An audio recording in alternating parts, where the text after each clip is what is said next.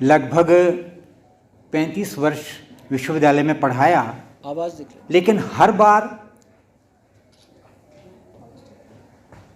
किसी स्थान पर संवाद करते समय मुझे बार बार पता नहीं है क्यों लगता है कि बातचीत करते एक काठ की दीवार बीच में आ जाती है। और मैंने आज तक 35 वर्षों में कभी भी लेक्चर स्टैंड पर संवाद नहीं किया, सीधे संवाद नहीं किया। तो मैं चाहता था कि वहीं से बात करूं। सच को सच कहना अगर अपराध है तो हर लिखारी इस जगह गुनहगार है।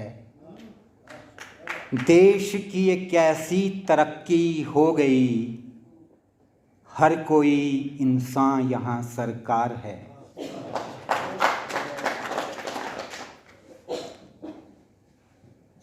हिमालय साहित्य संस्कृति एवं पर्यावरण मंच के अध्यक्ष, संयोजक, संस्थापक, पंजा, आकाश बेल, पीठ पर पहाड़, मिट्टी के लोग, कीलें, हिडिंब, नदी रंग जैसी लड़की कृतियों के और हिंदी कहानी के बेहद महत्वपूर्ण और ज़रूरी कथाकार श्री एस.आर. हरनोट जी, सत्ता, साहित्य और समाज की बहुत ही महीन पड़ताल करने वाले और चींटियां शोर नहीं करती जैसी पुस्तक के लेखक डॉक्टर विजय विशाल जी, ऐतिहासिक उपन्यासकार और मैं कहूं कि पहाड़ के वृंदावन लाल, लगभग 300 से अधिक कहानियों के लेखक और 14 उपन्यासों के रचयिता आदरणीय डॉक्टर गंगाराम राजी जी, सृजनात्मक आलोचना को किस्सों और कहानियों के पंख देने वाले और उनको बिल्ली के नरम पांव पर चलाने वाले तथा समकालीन हिंदी कविता में अपनी प्रतिभा, विवेक और विजन के बल पर एक विशेष स्थान बनाने वाले मेरे प्रिय कवि श्री गणेश गनी जी,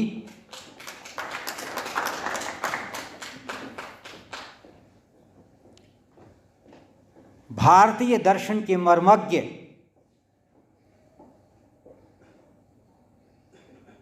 हिमाचल कला साहित्य एवं संस्कृति अकादमी के सचिव आदरणीय डॉक्टर करम सिंह जी,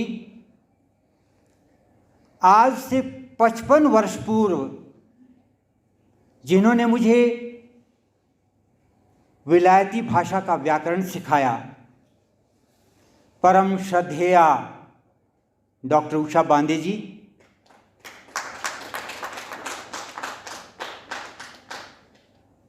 पहाड़ के पांवों, नदी के आंसुओं, धूप के दुपट्टे और धरती की बाहों को अपनी कविताओं में चुपचाप खामोश बिना किसी शोर के छुपाने वाले मेरे एकमात्र अभिन्न मित्र और इस मंच के उपाध्यक्ष डॉक्टर कुलराजीव पंत जी,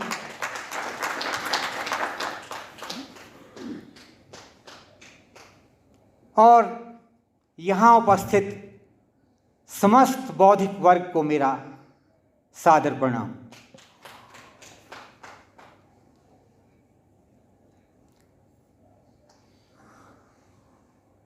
मित्रों, मैं जहाँ जिस स्थान से उठकर आया हूँ अपनी कुछ छोटी छोटी बातें कहने, वहाँ मुझे लगा कि मंच पर एक अद्भुत दृश्य है। मेरे एक ओर मंडी के चैल चौक की प्रगतिशील आग है, तो दूसरी ओर पांगी का पिघलता हुआ पर्वत राग है।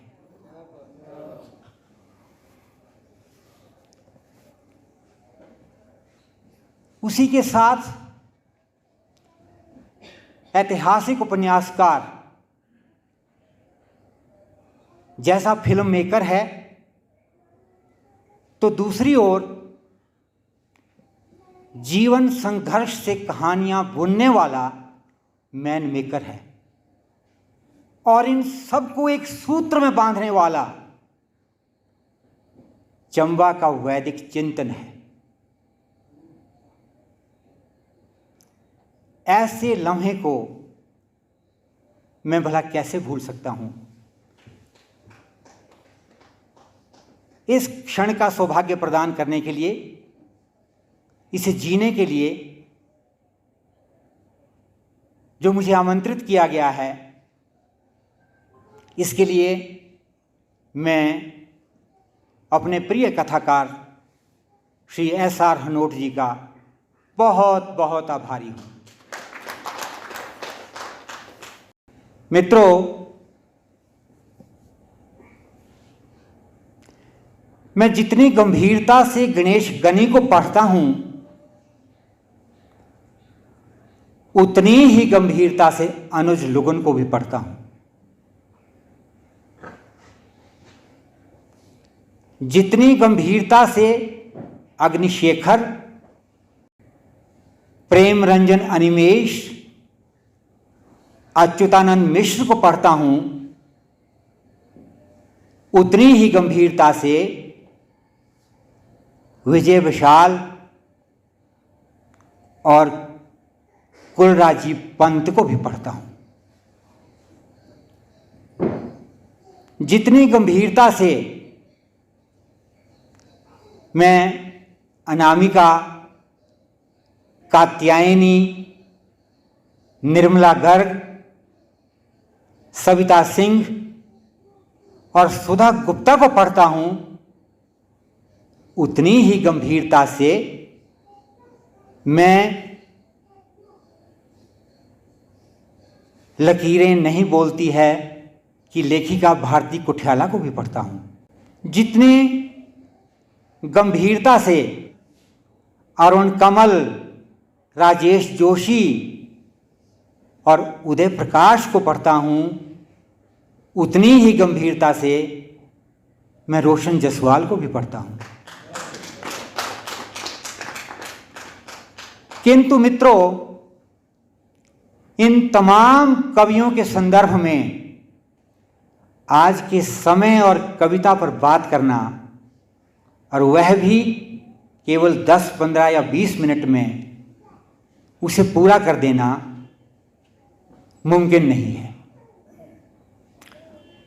और फिर आज का यह अवसर भी किसी अकादमिक भाषण या वक्तव्य के लिए नहीं है। जो सृजनात्मक परिवेश यहां निर्मित हुआ है, अपने किसी अकादमिक भाषण के द्वारा मैं उसे भंग नहीं करना चाहूंगा। इसलिए सीधे छोटी छोटी कुछ चिंताओं को साझा करते हुए अपना कविता पाठ प्रस्तुत करूंगा। कविता तो वैसे भी हमारे समय की सबसे खूबसूरत एक क्रिस्टलाइज्ड फॉर्म है। मित्रों, सही मायने में आज हम एक डरावने, भयानक, अत्यंत भयावह, क्रूर, अशिव और पशु समय में जी रहे हैं। ये समय संचार, प्रचार, दुष्प्रचार और बाजार का समय है। ये समय मनुष्यता पर होने वाले प्रहार का समय है। ये ऐसा समय है जहां दुनिया के कुछ देशों का अहंकार दिन प्रतिदिन खूंखार होता जा रहा है और वे किसी क्षण भी इस खूबसूरत वसुंधरा को राख के ढेर में बदल सकते हैं। मित्रों,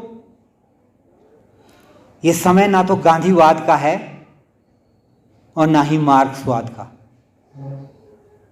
ये समय नव साम्राज्यवाद, उपयोगितावाद, उपभोक्तावाद, विस्तारवाद, आतंकवाद और नवराष्ट्रवाद का समय है। मित्रों, ये समय उदय प्रकाश का नहीं, जयप्रकाश का समय है। मित्रों, यह समय रवीश कुमार का नहीं, अजय कुमार का समय है। मित्रों, यह समय किसी होरी, हल्कू या माता दीन का नहीं, शहाबुद्दीन का समय है। आज हमारे ऊपर जो ये तारापथ है उसमें सूचनाएं ही सूचनाएं हैं, अनंत सूचनाएं, बेशुमार सूचनाएं। बहुत बार सोचता हूं कि क्या ये सूचनाएं हमको कहीं ले जाएंगी? शायद कहीं नहीं। एक समय था जब हमारी ज़रूरत के अनुसार बाजार बनते थे। आज बाजार की ज़रूरत के अनुसार हमें ढाला जा रहा है। दोस्तों, क्या इस बाजारवाद की फाउंड्री में मनुष्य नाम का जीव बच पाएगा? मित्रों, ये ना तो असाध्य वीणा बजाने का समय है और ना ही समय देवता की वंदना करने का है। ये समय नगाड़े की तरह शब्दों को बजाने का है। ये समय राजा को सांप सीढ़ी का खेल खिलाने का है। मित्रों, आज पहाड़ पर लालटेन जलाने से कुछ नहीं होगा। पूरे पहाड़ को गर्म करने की जरूरत है और इसके लिए हमें गर्म धागों को काटना और बुनना होगा, जिससे पहाड़ की आंखों के सपने जिंदा रहें और कोई नदी पानी के अभाव में प्यासी ही न मर जाए।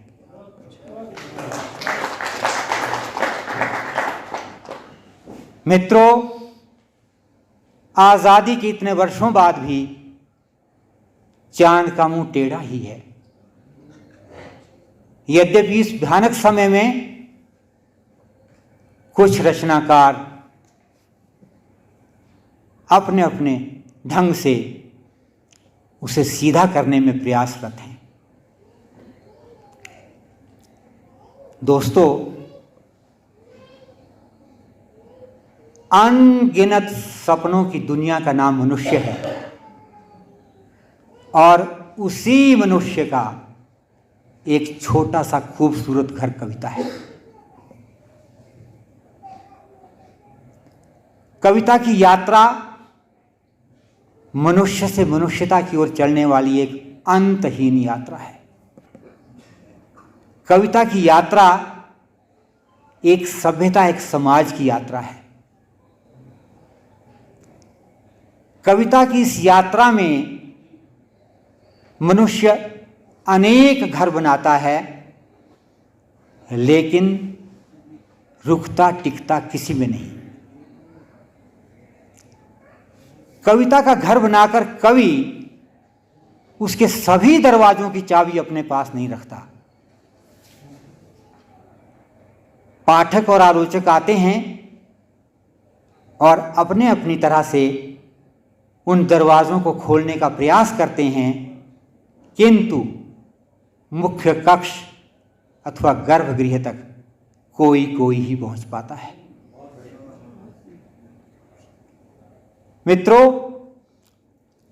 कविता का घर कवि अकेले नहीं बनाता।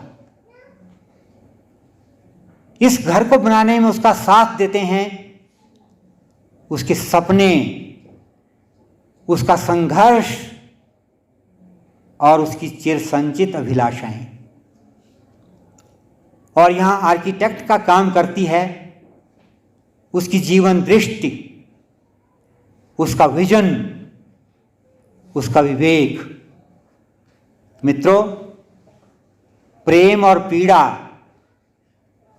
संवेदना और सहानुभूति, अमर्ष और संघर्ष, राग और आग की ईंटों से बनता है कविता का घर।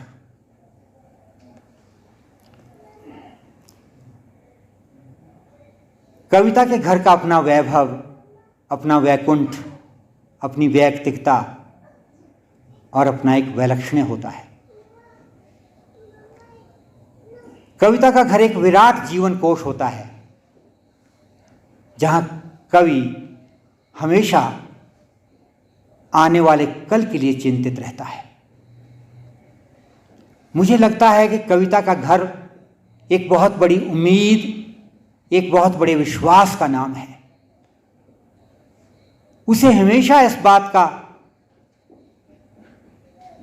एहसास रहता है कि वह इस घर में आने वाले कल के लिए बहुत कुछ बचा कर रख सकता है, विशेष रूप से बुझते हुए रिश्तों की आग।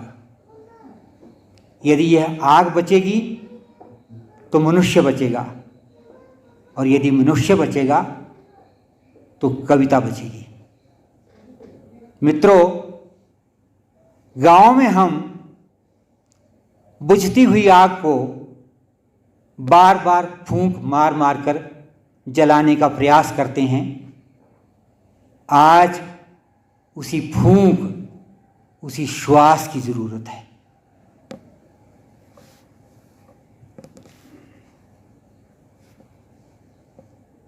हर कवि की हसरत होती है कि वह एक दिन मुक्ति बोध हो जाए। राम की शक्ति पूजा करते करते और रात में हारमोनियम बजाते पूरी उम्र बीत जाती है, लेकिन हम एक भी आंसू का वजन नहीं तोल पाते। मित्रों, मुझे लगता है इसके लिए हमें घबराए हुए शब्दों की पीठ एक बार फिर से थपथपानी होगी, ताकि इस धरती पर खुलते रहें रिश्तों के रोशनदान और समय के भय से बड़ा बना रहे कविता का विश्वास। एक बात और कहना चाहता हूं कि जिस दिन तमाम पुरुष कवि स्त्री कविता से उसका लावण्य, उसका सौंदर्य और उसकी तरलता चुरा लेंगे और तमाम कवित्रियां मुक्तिबोध की लो भाषा से कविता का घर बनाना शुरू कर देंगी, उस दिन समकालीन भारतीय कविता का कोई सानी नहीं होगा।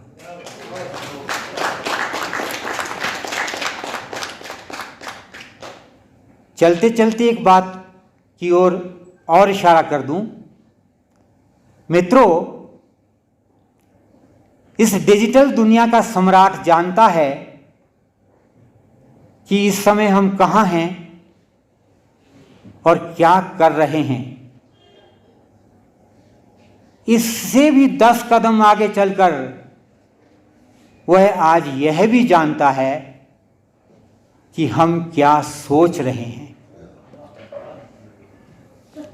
ऐसे भयानक समय में एक कवि, एक रचनाकार के सामने कितनी चुनौतियां हैं, उन चुनौतियों को उसे किस प्रकार से सामना करना है, यह बात उसे स्वयं तय करनी पड़ेगी। यह बात कहते हुए मुझे 40 वर्ष पहले लिखी अपनी एक कविता की कुछ पंक्तियां याद आ रही हैं, जहां मैंने लिखा था कि याद रहे यह वक्त कवि सम्मेलन का नहीं, खुद को जुलूस में शामिल करने का है। यह वक्त माचिस की तीलियों से दांत कुरेदने का नहीं, पूरी ताकत के साथ जमीन खोदने का है।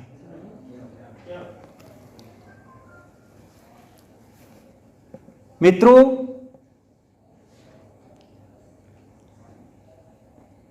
पिछले 50 वर्षों से लगातार कविताएं लिख रहा हूं। इन 50 वर्षों में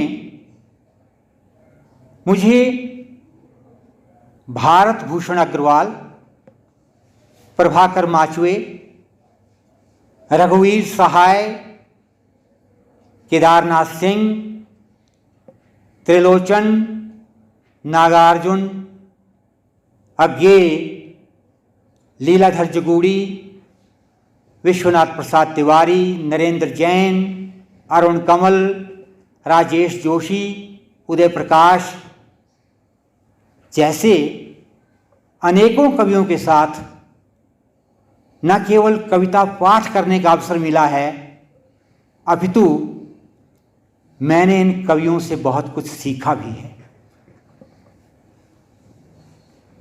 लेकिन कविता की तमीज़, कविता की तहजीब, कविता की तरकीब और कविता में तरमीम करनी मैंने जिस व्यक्ति से सीखी, उसमें पहला नाम है श्रीनिवास श्रीकांत और अंतिम नाम है श्रीनिवास श्रीकांत।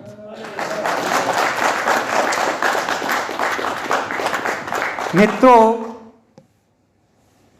बड़े दुख की बात है कि इस प्रदेश ने उस कवि को वह सम्मान नहीं दिया जिस सम्मान का वह अधिकारी था। इसी बात को कहते हुए मैं अपने यहाँ उपस्थित समान धर्मी रचनाकारों से एक और बात भी साझा करना चाहता हूं कि कविता में कविता को छुपाने वाला गणेश गनी जैसा कवि भी इस धरती पर कभी कभी ही जन्म लेता है।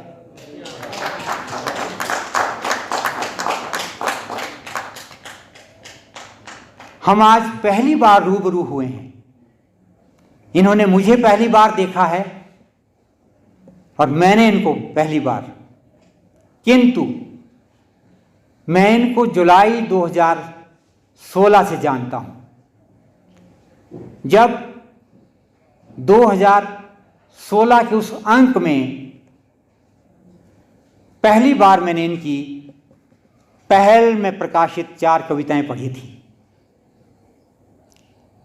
मैंने एक बार नहीं उन कविताओं को बार बार पढ़ा, और वैसे भी प्रत्येक गंभीर कविता बार बार पाठ मांगती है। उन कविताओं को पढ़ते समय मुझे लगा कि ये कौन है कवि, इसमें तो कोई बड़े कवि की ऊर्जा और एनर्जी विद्यमान है, मुझे इस कवि से संपर्क करना चाहिए। मित्रों, आज भी उस कविता की कुछ बातें मुझे याद हैं। उन कविताओं में एक जगह पर, एक स्थान पर कवि कुछ इस तरह की बात कर रहा था कि एक आदमी कुएं में दरिया को भर रहा है, एक आदमी चिंगारी को हवा दे रहा है, एक आदमी अपने दांतों से अपनी जीभ काट रहा है क्योंकि बोलने का कोई मतलब नहीं। मित्रों, यह कविता आज के समय का भी बहुत बड़ा सच है।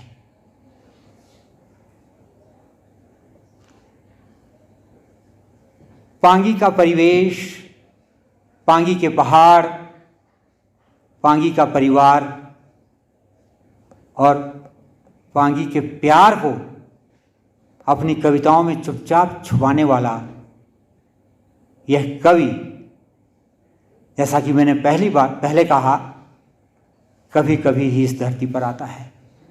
हम सभी को बार बार इस कवि की कविताओं का पाठ करना चाहिए।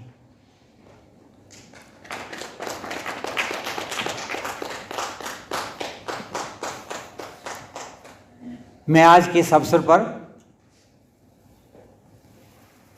इस कवि को शुभकामनाएं देता हूं।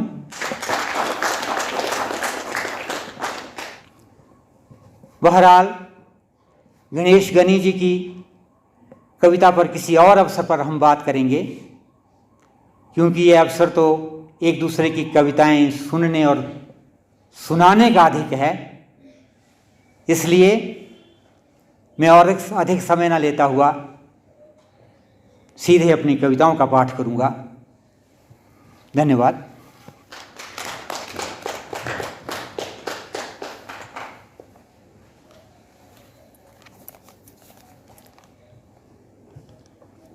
आज से 45 वर्ष पूर्व जिन दिनों कविता लिखना शुरू किया था, 2-3 कविताएं उस समय की सुनाऊंगा आपको।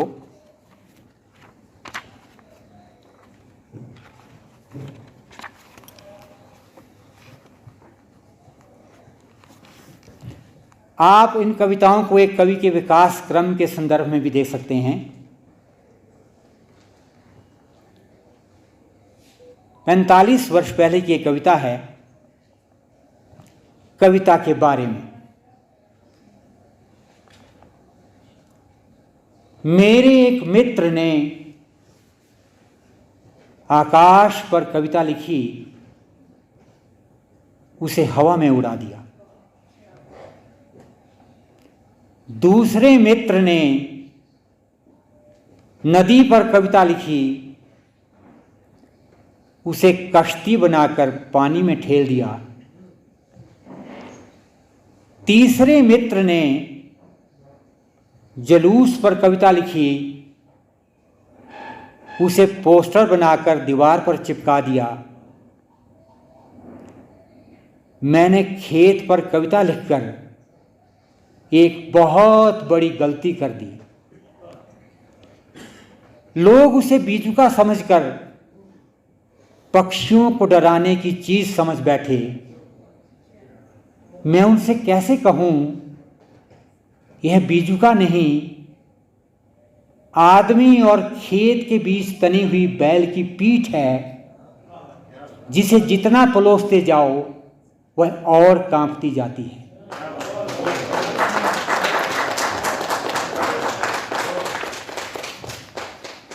उसी समय की एक और कविता है सन 80 के आसपास की, दर्जी। कपास के खेतों को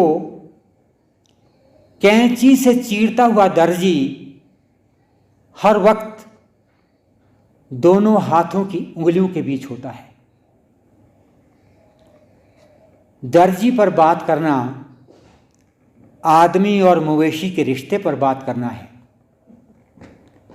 राजा और रंक दोनों के शरीर पर चढ़ा कपड़ा सुई के पास से जितनी बार गुजरता है वह थरथराता है उतनी ही बार। सुई जब भी होती है हरकत में, नए नए नाम से पहुंचता है कपड़ा खूंटियों तक। सुई की नोक कपड़े की तकलीफ में पूरी तरह शामिल है। दर्जी सुई और कपास दोनों के रोने की आवाज चुपचाप सुनता है। दर्जी कपड़ों की पीठ थपथपाता हुआ सुई के मुंह में धागा ठूंसते हुए आंखों में उतरे हुए मोतिये के बारे में सोचता है और धीरे धीरे मशीन चलाता है।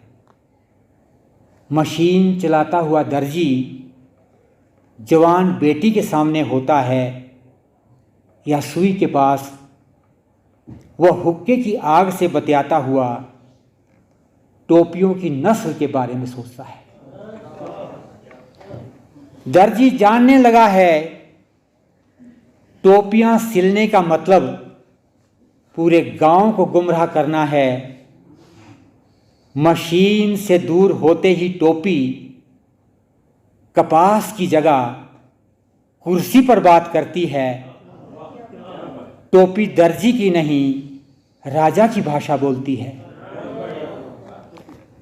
दर्जी टोपियों की हरकतों के बारे में सोचता हुआ सामने खड़े सिर को नापता है और चश्मे के शीशे साफ करता हुआ मशीन का पहिया घुमाता है।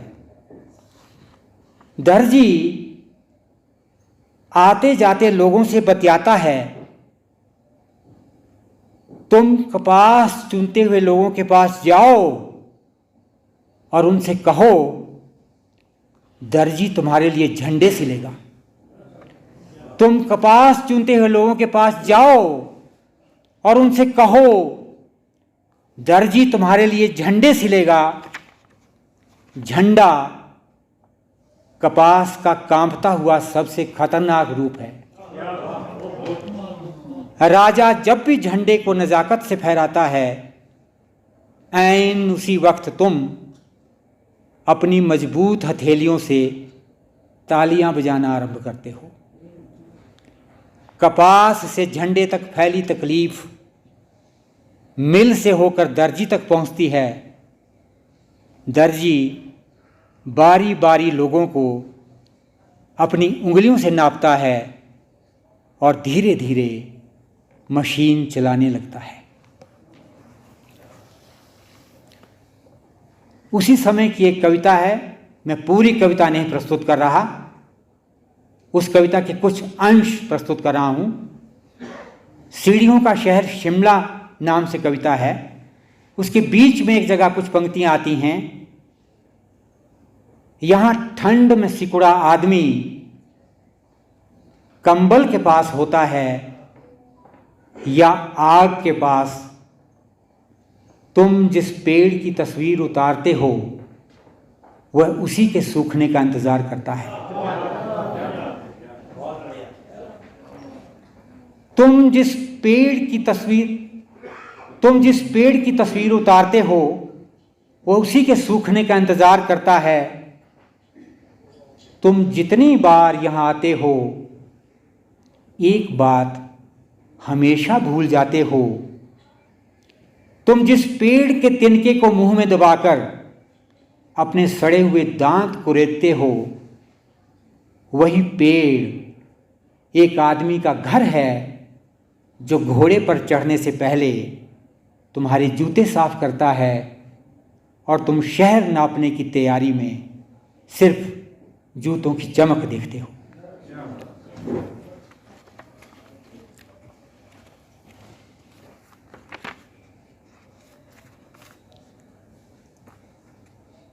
एक और उसी समय की एक लंबी कविता है, वो नहीं प्रस्तुत कर रहा, बैल को लेकर कविता है।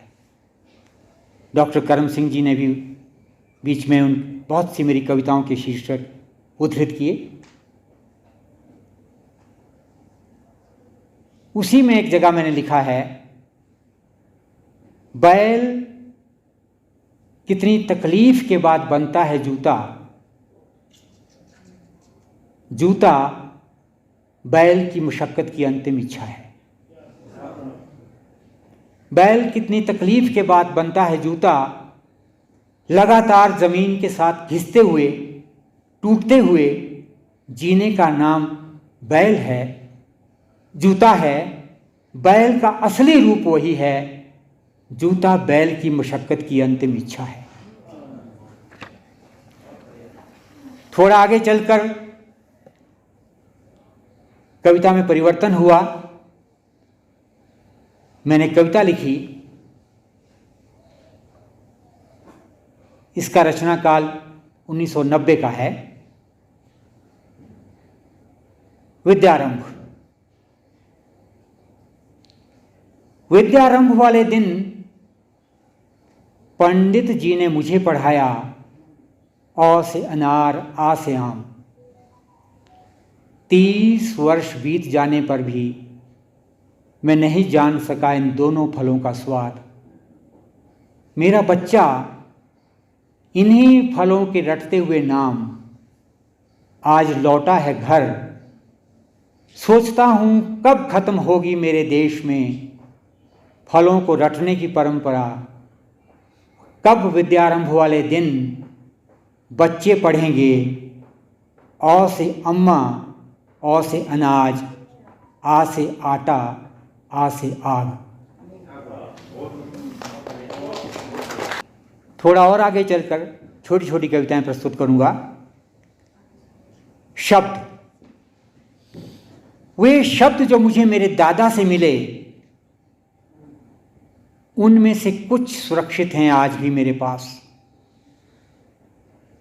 वे शब्द जो मुझे मेरे दादा से मिले, उनमें से कुछ सुरक्षित हैं आज भी मेरे पास। वे शब्द जो मुझे मेरी माँ से मिले, मैं भूल चुका हूँ सब के सब। वे शब्द जो मैंने सीखे पाठशाला में, सब के सब बो दिए रोटी के लिए। वे शब्द जिन्होंने आज गिरफ्तार कर लिया है मुझे, वे शब्द ना मेरी माँ के हैं न मेरी पाठशाला के। मैं डरता हूँ जिनसे बार बार, मेरा बच्चा खेल रहा है आज उनसे लगातार। एक बहुत पहले की कविता है, रचनाकाल है इसका 1989। कविता है लेवा। कविता का शीर्षक है लेवा, जिसे गुदड़िया खिंद भी कहते हैं। रतनचंद निर्झर जी की शायद इस पर एक कविता है, शायद खिंद उसका नाम कुछ ऐसा ही है। ये 1989 की लिखी कविता है, पहले की है बहुत, लेकिन सुनिए। हम जब भी जाते हैं उसके पास, वह सगी माँ की तरह छुपा लेता है अपनी गोद में। हम जब भी जाते हैं उसके पास, वह सगी माँ की तरह छुपा लेता है अपनी गोद में। दुलारते हुए कहता है, तुम मत डरो मैं हूं ना तुम्हारे साथ। दुलारते हुए कहता है, तुम मत डरो मैं हूं ना तुम्हारे साथ। मुझे आता है ठंड से लड़ना, सदियों से हर रात लड़ रहा हूं कभी ना खत्म होने वाली जंग। दुनिया का सबसे खूबसूरत, सबसे कुरूप, सबसे दुर्बल, सबसे शक्तिशाली दोस्त का नाम है लेवा। उसके पास पहुंचकर मैं हमेशा महसूस करता हूं जिंदगी की गंध। मेरे घर की पूरी एल्बम है लेवा। मेरे घर की पूरी एल्बम है लेवा। लेवा है परिवार का वंश वृक्ष, पूरे परिवार का भगवान। लेवा दादा दादी, माँ बाप, भाई बहन, पत्नी और बच्चों के फटे पुराने चीथड़ों का अजायब घर है, जिसके पास मौजूद है अनगिनत सपने, पुश्तैनी आग, मेरा बीता हुआ कल और कांपता हुआ आज।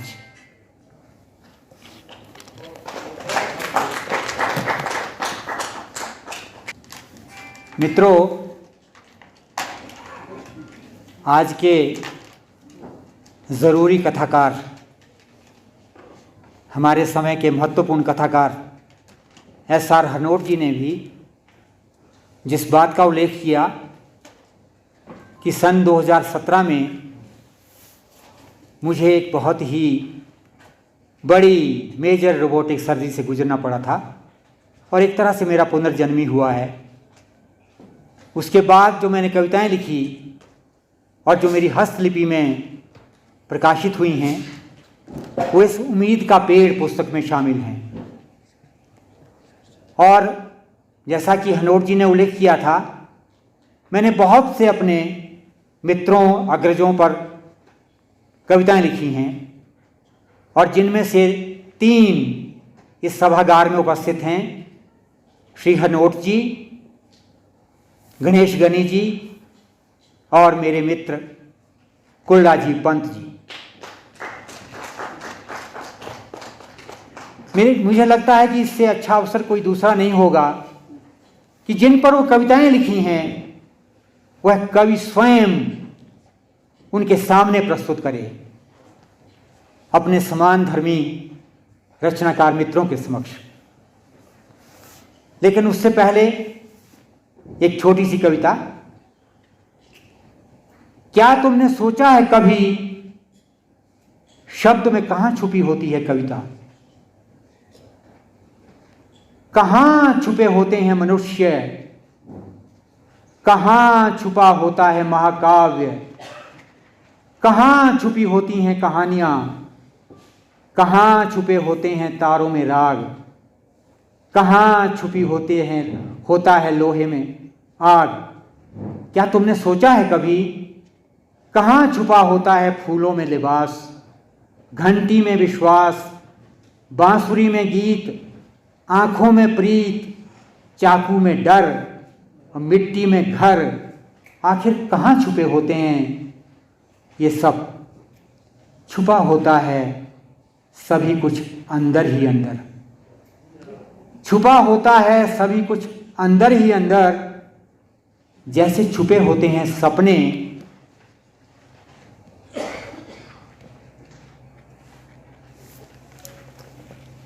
जैसे छुपे होते हैं सपने, छुपी होती है उम्मीद, छुपा होता है विश्वास और छुपी होती है मरते समय भी प्राणों में जीने की आस।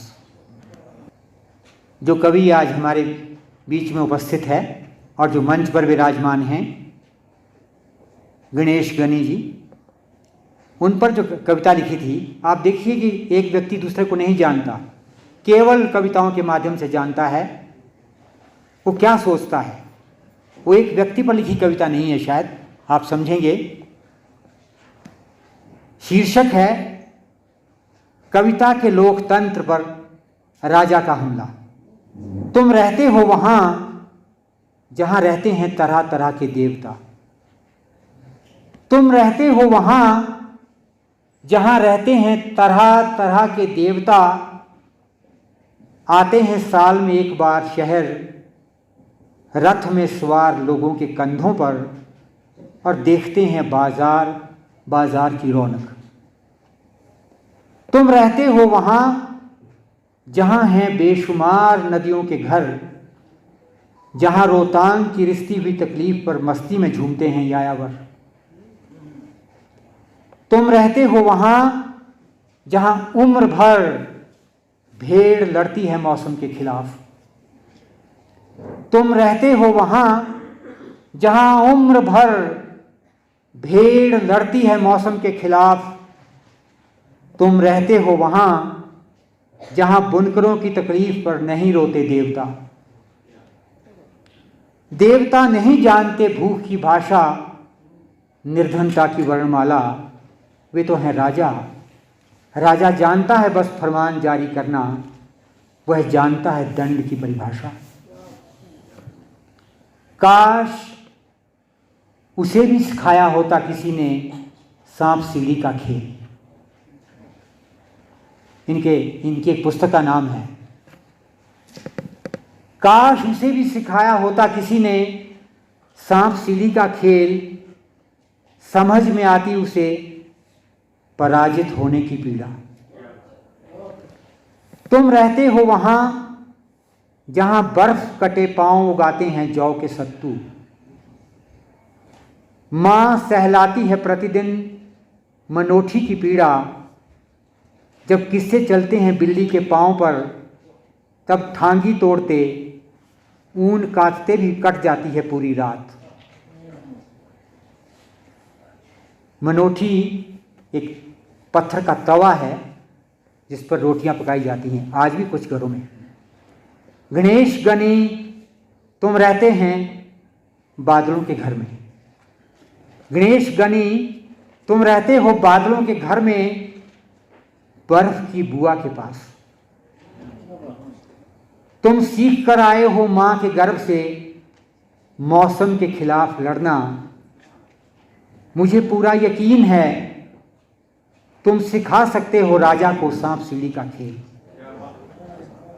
मुझे पूरा यकीन है तुम सिखा सकते हो राजा को सांप सीढ़ी का खेल। तुमने सीखा है बचपन से बिना पुल के नदी पार करना, और कर चुके हो पार अब तक कई नदियां। तुम्हारी कविता में सुनाती है नदियां तरह तरह के किस्से, गुनगुनाती है धरती का गीत। नदियां पृथ्वी की पाठशाला हैं, नदियां हैं जीवन का राग। सूख रही हैं नदियां धीरे धीरे, सूख रहा है जीवन और सूख रही है कविता। तुम जानते हो किस्सों को पट्टू में छुपाने की कला। तुम जानते हो किस्सों को पट्टू में छुपाने की कला, और जानते हो कागज के जहाज उड़ाना। तुम जानते हो शब्दों की भाषा की मरम्मत करना। सच कहूं तुम कविता के कारीगर हो। सोचो मेरे दोस्त, थोड़ा ध्यान से सोचो राजा को सांप सीढ़ी का खेल खिलाने के बारे में। सोचो कि कविता की पाठशाला खुलने का समय आ गया है। सोचो कि कविता की पाठशाला खुलने का समय हो गया है। सोचो देवताओं के फरमान के बारे में कि चांद पर घर बनाने का समय आ गया है। चलो चलें मलाना की थोड़ी सी आग लेकर। चलो चलें मलाना की थोड़ी सी आग लेकर, और बसाएं कविता का नया लोकतंत्र। इतनी है।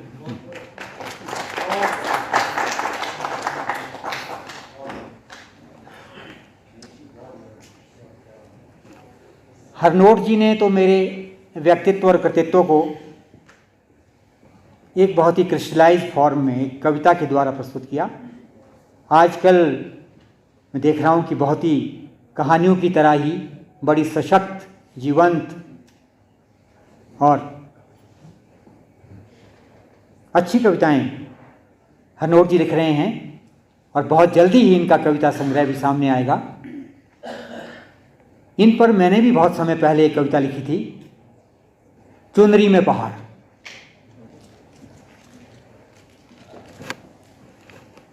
तुम चुनरी में बांध कर ले आए शहर में अम्मा के सत्तू। मुझे पता नहीं, शायद हो सकता है आप में से कुछ लोगों ने ये कविता सुनी भी हो पहले।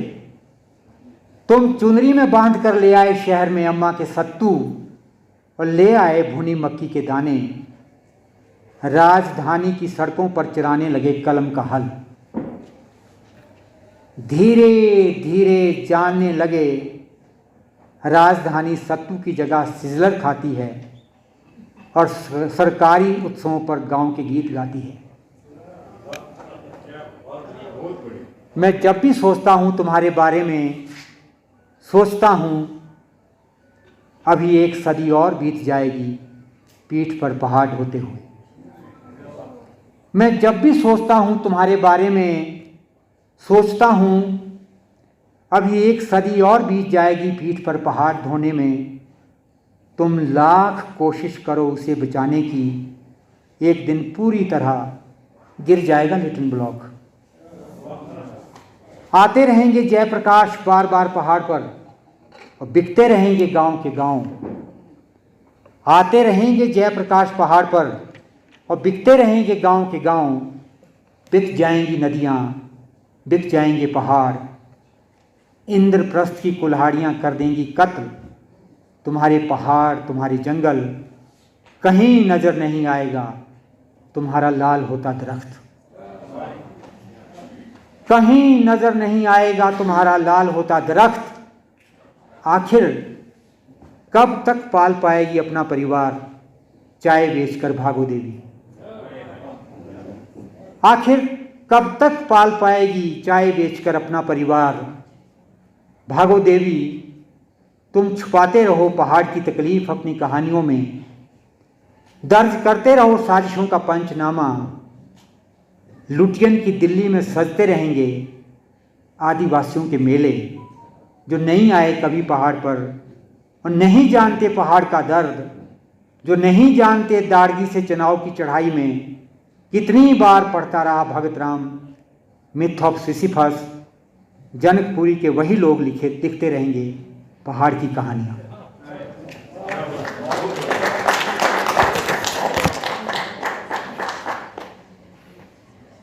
आज्ञा हो तो अपने मित्र पर लिखी कविता, पंत जी पर लिखी कविता भी सुना दूं।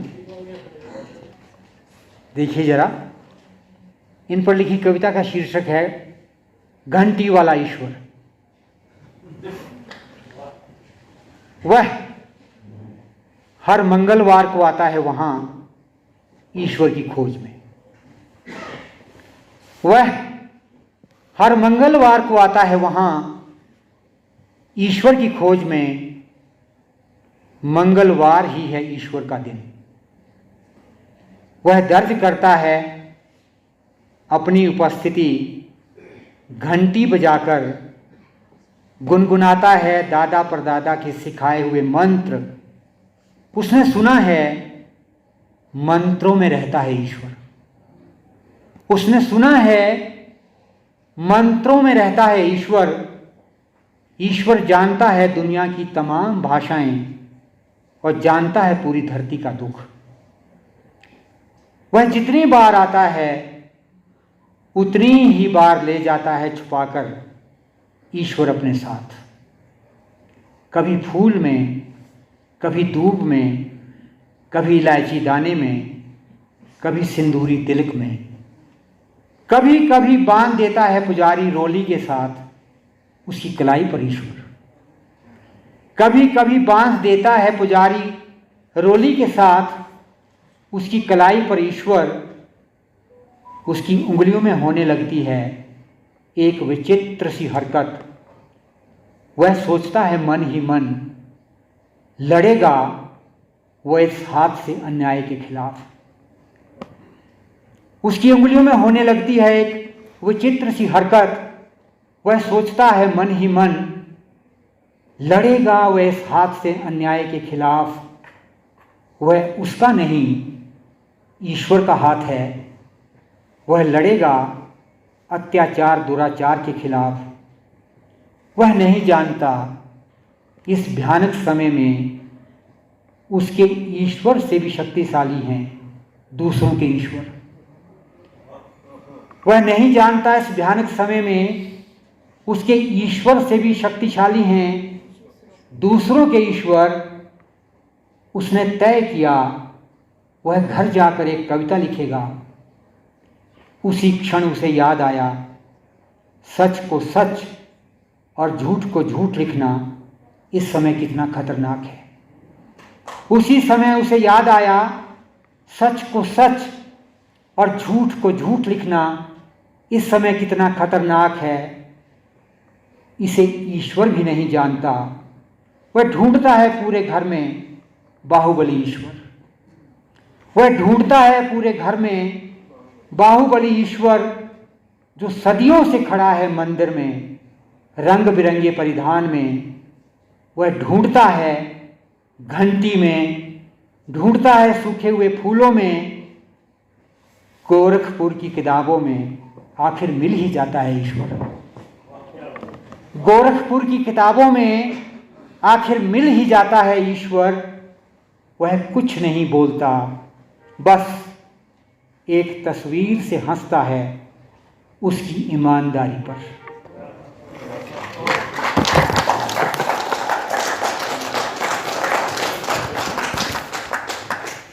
और दो कविताएं अपने अभी अभी प्रकाशित संग्रह से, जो मैंने डाक द्वारा तो 3-4 व्यक्तियों को भेजा है, जिनमें एक डॉक्टर विजय विशाल हैं, एक विनेश गनी जी हैं और 2 व्यक्ति और हैं। लेकिन अभी तक ये पुस्तक आमने सामने या लोकार्पित नहीं की गई। और मित्रों, इस सभागार में मेरी इच्छा है कि मैं यह पुस्तक स्वयं लोकार्पित करूं, एक मित्र को भेंट करके। और वैसे भी मुझे लगता है कि प्रत्येक रचनाकार को अपनी पुस्तक स्वयं लोकार्पित करनी चाहिए। इसकी 2 कविताएं प्रस्तुत करने के बाद मैं इस पुस्तक को अपने अभिन्न मित्र डॉक्टर कुलराजी पंत को प्रस्तुत करूंगा। बहुत दिनों से इस पुस्तक को उनको देने की इच्छा थी, लेकिन समय नहीं मिला, ना ही मुलाकात हुई। आज मुद्दत बाद उनसे भी मुलाकात हो रही है। एक इस पुस्तक की अंतिम जो कविता है, आप देखिए कि इस उम्र में एक 72 वर्षीय व्यक्ति क्या सोचता है और किस तरह से सोचता है।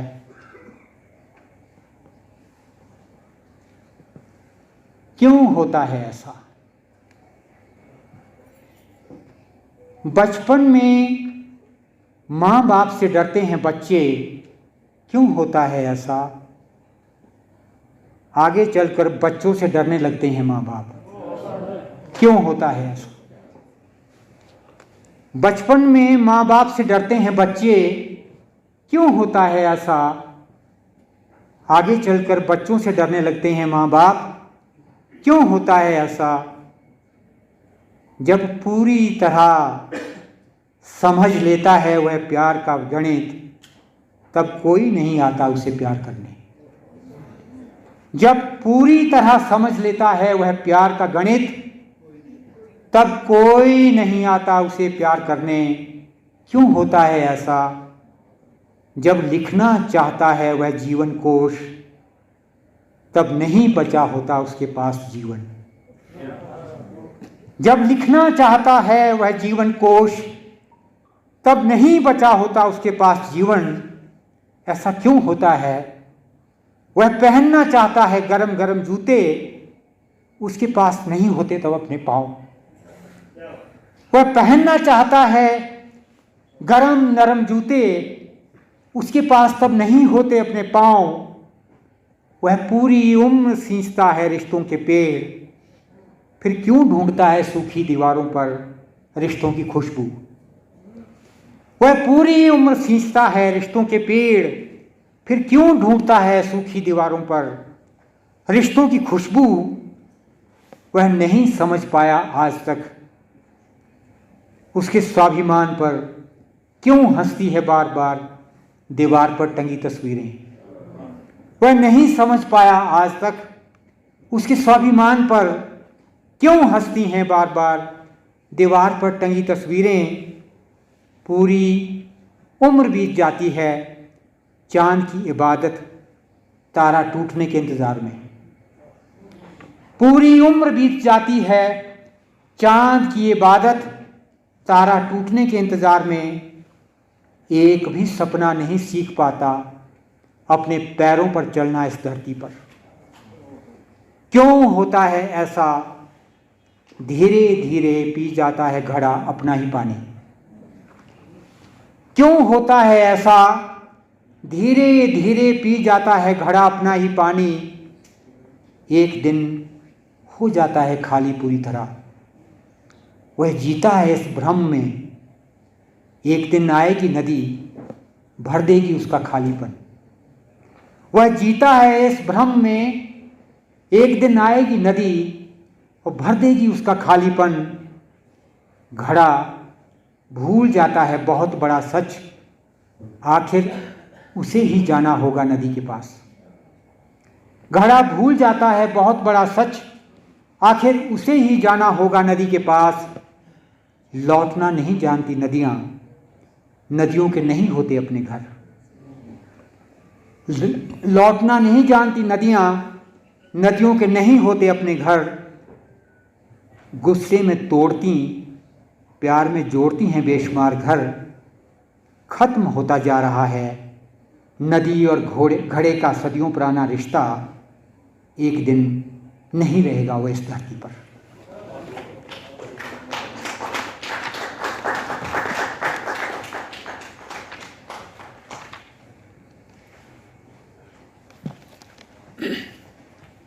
एक और कविता, मुश्किल है ढूंढ पाना। हर बीज में छुपी रहती है धरती, हर खेत में छुपी रहती है भूख, हर भूख में छुपा होता है जीवन। हर आदमी में छुपी रहती है औरत, हर दरवाजे में छुपे रहते हैं सपने, हर छाते में छुपे रहते हैं मौसम। उसी तरह हर शब्द में छुपी रहती है कविता, हर घंटी में छुपा रहता है विश्वास, हर आंदोलन में छुपी रहती है उम्मीद, हर शख्स में छुपी होती है आग, हर लोहे में छुपा रहता है राग, हर बुढ़ापे में छुपा रहता है बचपन, हर बांसुरी में छुपा रहता है संगीत। उसी तरह हर जीवन में छुपी रहती है मृत्यु। दोस्तों क्या तुम जानते हो, दोस्तों क्या तुम जानते हो, बया जिस घोंसले में बसाती है परिवार, लौट कर नहीं आती वहां फिर कभी। बस लटका रह जाता है किसी पेड़ पर उसका खूबसूरत घर। कोई नहीं जानता चली जाती है वह कहाँ। बया बनाती है हर बार एक नया घर इस धरती पर। धन्यवाद। अब इन शब्दों के साथ मैं स्वयं ही आमंत्रित करता हूं डॉक्टर कुलराज पंत को कि आएं। मैं उनको अपनी पुस्तक लोकार्पित करना चाहता हूं।